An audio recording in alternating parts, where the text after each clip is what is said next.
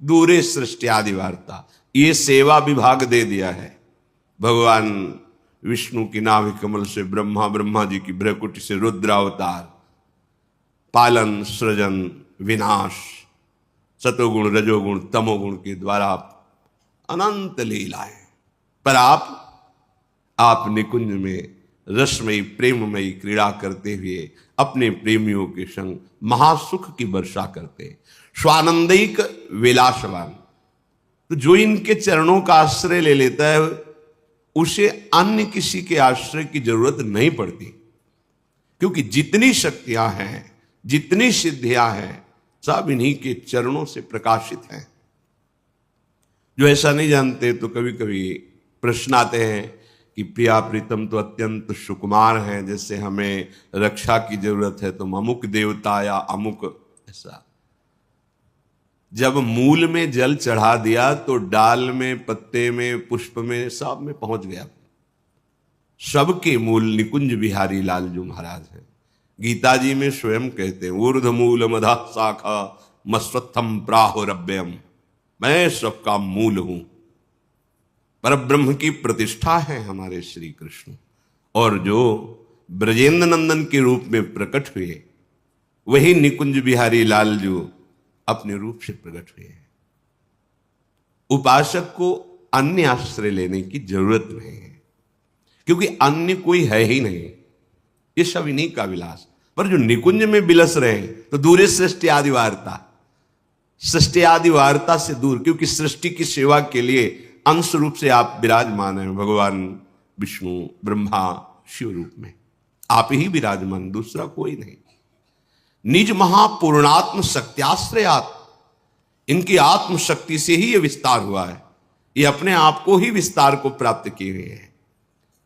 संजीवत्यथ चेष्टते निज निजे कार्य तमे वाद्भुतम। आहा, ये अपने प्रेमी जनों को जीवन प्रदान करने के लिए। प्रेमी जनों का जीवन क्या है? इनकी रूप माधुरी का गान करते हुए, रूप माधुरी का अवलोकन करते हुए, इनकी चरण सेवा में अपना जीवन, तो यही उनकी संजीवनी मूर्य है। ललिता ललित बजावती बीना, गुण गावती सोई जीवन जी जय। कौन से गुण? प्रिया प्रीतम का मुस्कुराना, प्रिया प्रीतम की क्रीड़ा, प्रिया प्रीतम की नाना प्रकार की रसकेली, उसका गान करते हैं। यही जीवन है रसिकों का। संजीवत्यथ चेष्टते, इनकी चेष्टा जीवन है प्रेमी जनों का। वो कोई प्रेमी ही जानता है। अपना प्रीतम, अपना प्यारा मुस्कुरा भर दे तो विश्व के सारे सुख लुटते घूमते हैं। फिर ये विश्वात्मा है, ये जो जो चेष्टा करते हैं, सखियां उनका गान करती हैं, उनका पान करती हैं। यही संजीवनी मूर्य है सखियों की। उपासकों की संजीवनी मूर्य है प्रिया प्रीतम का रूप, प्रिया प्रीतम का जस, प्रिया प्रीतम की महिमा। निज निजे कार्य तमेवाद्भुतम, वो सब अपनी अपनी सेवा में प्रिया प्रीतम को सुख प्रदान करने में बड़ा अद्भुत सुख अनुभव करते हैं। कैसे उस सुख का उदाहरण दे? अनुपम है, उपमा रहित है, पर लौकिक भाषा में। जैसे अपने अत्यंत लाडले दुलारे इकलौते बेटे को मां पवा रही है, तो जब वो बालक पाता है तो उसको कैसा सुख होता है। पा हो रहा है, हृदय उसका शीतल हो रहा है, तृप्ति मां को हो रही है। सखियों का हृदय प्रियालाल के प्रति कितना दुलार से भरा हुआ है। लाल ललना मिली हियो शिरावत मोर, पावे कोई और, तृप्ति करे कोई और, ये महासुख है। स्वातंत्रम, सारी शक्तियां इनके अधीन है, ये किसी के अधीन नहीं है। परम स्वतंत्र न सिर पर कोई। परमम परेश, ये ईश्वरों के भी ईश्वर हैं निकुंज बिहारी लाडली लाल। परमेश महा मानंदिक वृत्तिम श्रेय, परम स्वतंत्र, परम महा आनंद वृत्ति युक्त होकर विलसते रहते हैं। ये अनुभव, ये आश्रय उसी को प्राप्त होता है जो रस का अनन्य हो जाता है, रसिक अनन्यों के संग से। हरिराम व्यास जी कहते हैं तेई रसिक अनन्य जानवे। कौन है रसिक अनन्य? बोले जिनको विषय विकार ना, हरि सो रति तेई साधु मानिवे। तेई रसिक अनन्य जानिवे। तिनकी संगति पतित सु उद्धरे। जो बारक बर घर आनिवे। तिनके चरणोदक सो अपने, नख शिख गातिन सानिवे। तेई रसिक अनन्य जानिवे। वही रसिक अनन्य है जिनके हृदय में ये षट विकार शांत हो गए हैं। काम, क्रोध, लोभ, मोह, मद, मत्सर कैसे शांत हुए?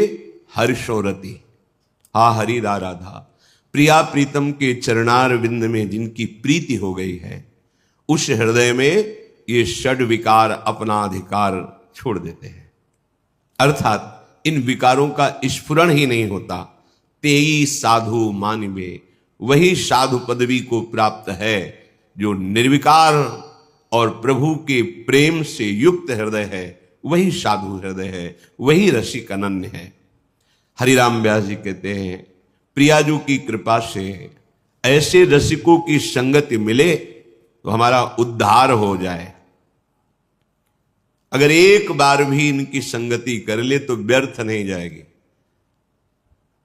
जो वारक घर आनवे, एक बार यदि इनके समीप पहुंचना हो जाए या ये हमारे समीप कृपा करके सानिध्य दे दे, एक बार का मिलना वो व्यर्थ नहीं जाएगा, आपका परम मंगल कर देगा। अगर कहीं ऐसे भगवत प्रेमी महात्मा का चरणोदक मिल जाए और रोज पीने को मिले और अपने सर पे धारण करने को मिले, नख शिख गातिन शानवे, निश्चित निश्चित बहुत जल्दी परिवर्तन होता है। भगवत बुद्धि से इनका चरणोदक उतारा जाए और पान किया जाए और माथे पे रखा जाए, सर पे रखा जाए, एक बूंद दो बूंद से, वो आपके जीवन का परिवर्तन कर देगा। रघुगण जी से जड़ भरत जी कहते हैं, गृहस्थ की उपासना, शास्त्रों का स्वाध्याय, तीर्थयाटन, व्रत या अग्नि चंद्र सूर्य की उपासना आदि से ये जो हम तुम्हें तत्वबोध की उपदेश कर रहे हैं, ये नहीं होता। ये होता है महापुरुषों की चरण रज का अभिषेक करने से। रहु गणि तत्तपसा न याति न चेज्जया न निरूपणात् गृहाद्वा न छंदसा नैव जलाग्नि सूर्यो बिना महत्पाद रजोभिषेकम। हरिराम व्यास जी कहते, तिनके चरणोदक सो अपने, नख सिख गातन शानवे।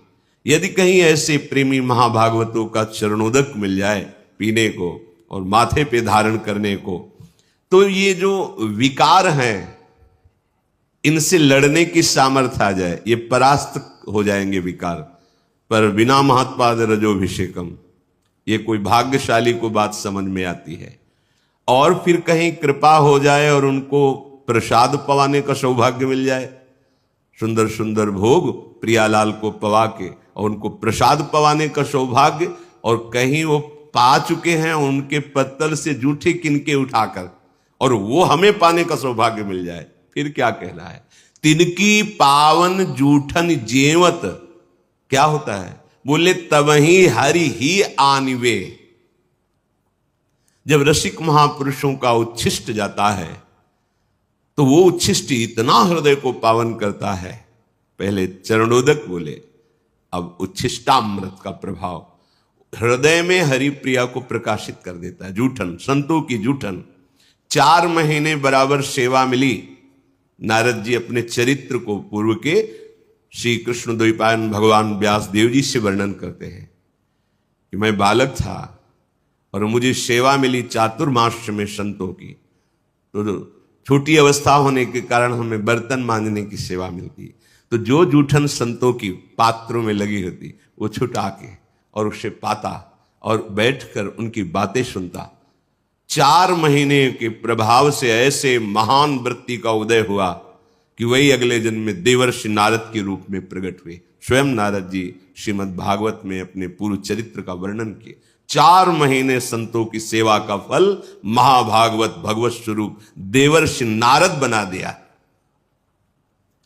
तिनकी पावन जूठन जेवत तबही हरि ही आनिवे। महापुरुषों के उच्छिष्ट का बहुत बड़ा प्रभाव है। हृदय में हरि प्रिया प्रकाशित हो जाती है इनकी जूठन पाने से। तिनके वचन श्रवण सुनि तिहि छिन मन संदेह भानिवे। बोले ऐसे भगवत प्रेमी महात्माओं के वचन सुनते ही मन के जितने संदेह हैं सब नष्ट हो जाते हैं, सारे प्रश्न शांत हो जाते हैं। आप सुनते रहो, केवल कोई प्रश्न बकाया नहीं रह जाएगा, हर प्रश्न का उत्तर आपको मिल जाएगा सत्संग में। आप केवल ध्यान से सुनिए। तिनकी जीवन धन वृंदावन जीवत मरत बखानवे। व्यास राधिका रवन भवन बिनु तेई क्यों पहचानवे। बोले ऐसे रसिकों का जीवन जो प्रिया प्रीतम के अनुराग में है, और ऐसे रसिकों के जीवन की अंतिम श्वास ये वृंदावन ही है, अर्थात वो अनन्य होते हैं धाम के। ये आ ही जाएगा। प्रीतिस्तद वसति स्थले। अपार प्रीति हो जाती जहां अपने प्यारे प्रकट हुए हैं, प्यारे लीला परायण हैं, उस भूमि में जी नहीं सकते आप। अगर प्रभु की शरणागति युगल सरकार की हो गई है तो आपको ये ब्रजधाम, ये वृंदावन धाम ऐसा प्यारा लगेगा कि अब चाहे नरक मिले, चाहे स्वर्ग मिले, चाहे परम पद मिले, इसकी मुझे कोई परवाह नहीं, चाहे अपराध लगे। अब तो हम धाम के बिना नहीं जी सकते, अब हम ब्रजधाम के बिना। दुर्भाग्य है जो धाम के प्रति प्रीति ना हो, क्योंकि यही धाम आपको ऐसे रसिकों का संयोग कराएगा, ऐसे रसिकों का चरणामृत मिलेगा, ऐसे रसिकों का उच्छिष्टामृत मिलेगा, ऐसे रसिकों का वचनामृत मिलेगा। व्यास राधिका रवन भवन बिनु तेई क्यों पहचान में। यदि वृंदावन में तुम्हारा भाव नहीं आया तो ऐसे रसिकों से तुम्हारी पहचान हो ही नहीं सकती, और बिना रसिकों के पहचान के प्रिया प्रीतम का प्रेम प्रकट नहीं होता। रंच मात्र प्रेम प्रकट नहीं होता। रे मन रसिकन संग बिन रंच न उपजय प्रेम। रसिक अनन्यों का मिलना दुर्लभ है। बस रसिक अनन्यों की बात मान जाए तो रस में डूब जाएगा। जाकी है उपासना ताही की वासना, ताही को नाम रूप लीला गुण गाइए। यह अनन्य परम धर्म परिपाटी, वृंदावन बसी अनत न जाइए। सोई व्यभिचारी आन कहे आन करे, ताको मुख देखे दारुण दुख पाइए। व्यास होई उपहास त्रास किए, आस अछत कित दास कहाइए। हरिराम व्यास जी के जिसकी तुम्हें भगवत कृपा से गुरु प्रदत्त उपासना है मिली है, उसी के मिलन की, उसी के रूप की, उसी के गुण की, लीला की तुम्हारे हृदय में चाहत होनी चाहिए। ये चाह प्रकट हो गई तो सब चाहें नष्ट हो जाएंगी। इस एक चाह में सामर्थ्य है हर चाह को मिटा देने की। क्या अब इस जन्म में प्रिया प्रीतम से मिलना होगा।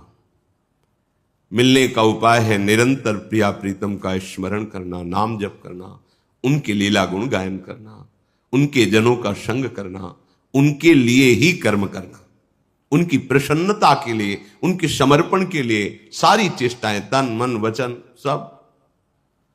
जाकी है उपासना ताही की वासना, ताही को नाम रूप लीला गुण गाइए।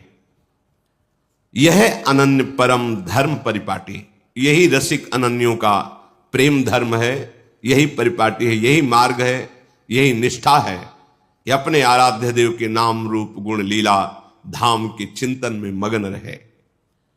वृंदावन धाम की उपासना धाम के प्रभाव से ही सफल होती है।